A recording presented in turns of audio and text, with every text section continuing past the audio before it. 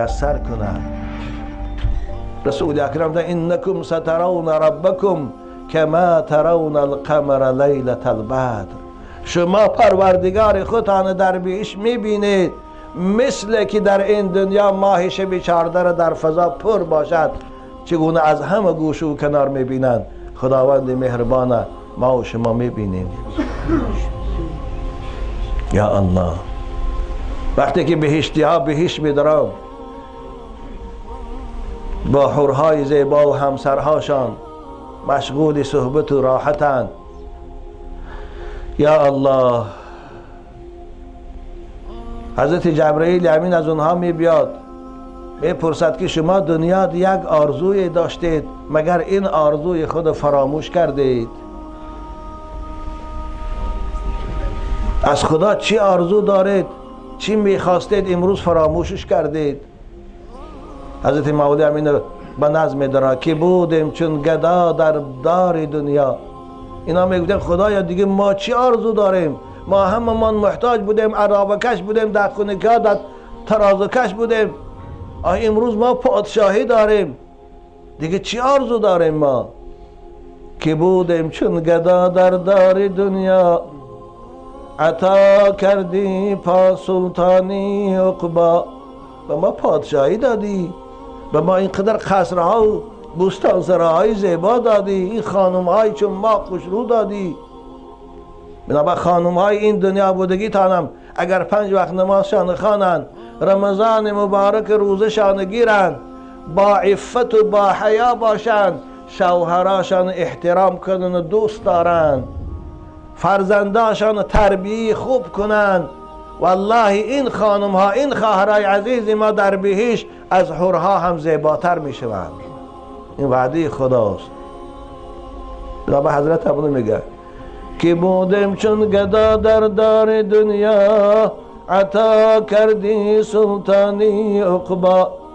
بروی تخت جنت پادشاهیم، زیاد از این دیگر از تو چی خواهیم؟ خدا از این زایدتر با چی خواهیم؟ پادشاه های این دنیا میخوان زایدتر با داشته باشند، حرکت میکنن نفوسشان در جای دیگر زایدتر کنند. اما بهشتی ها آنقدر پادشاهیشان، کمترین اهل بهشت 2000 سالی را زمین ده پادشاهی دارد. در اونجا بین بهشتی ها دیگر عداوت و دشمنی و حسد نیست، رشک نیست.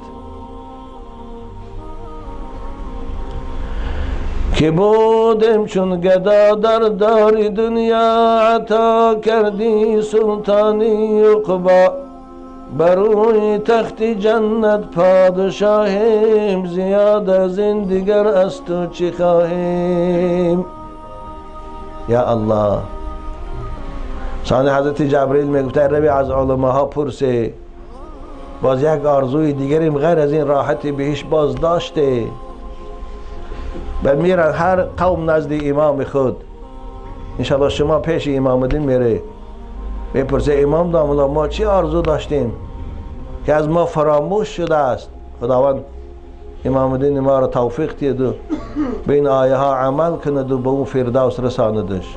ما گمان نیک داریم زیرا صورت انشاءالله خوب است. ما چی آرزو داریم که جبرئیل امین از ما پرسیدی استاد از بیاد من نمی بیاد؟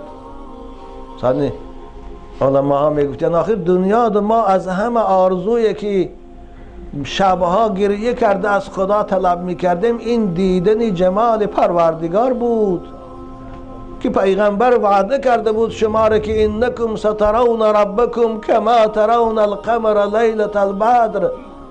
حالی که جمال خدا را مشاهده کردیم. روز جمعه میشد است مانند این جمعه بارید خداوند فیراد بکنه بنده هاشکی بیایید درون جای لازمی جمال من را ببینه.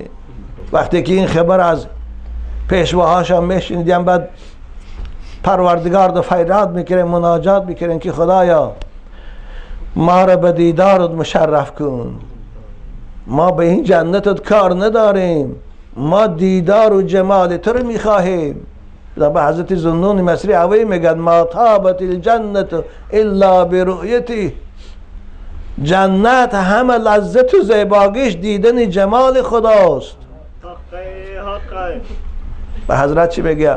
با فریاد بکرن بیاید شان جمالی جان فزاید، بیاید شان جمالی جان فزاید، همه آیند یک بار به فریاد که حاجت نیست ما را عیش بستان، که حاجت نیست ما را عیش بستان، بکن یا رب جمال خود نمایان. اللهم ارزقنا که حاجت نیست ما را عیش بستان، بکن یا رب جمال خود نمایان.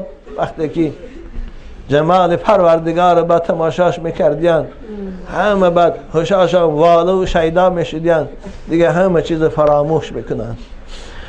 یا الله، حدیث امام ابن ماجه است، از جابر روایت میکند پروردگار همین ما و شما را به دیدن جمالش در آخرت نصیب کند و در این دنیا توفیق بندگی و عبادتش برای هممان خداوند نصیب گرداند. پروردگار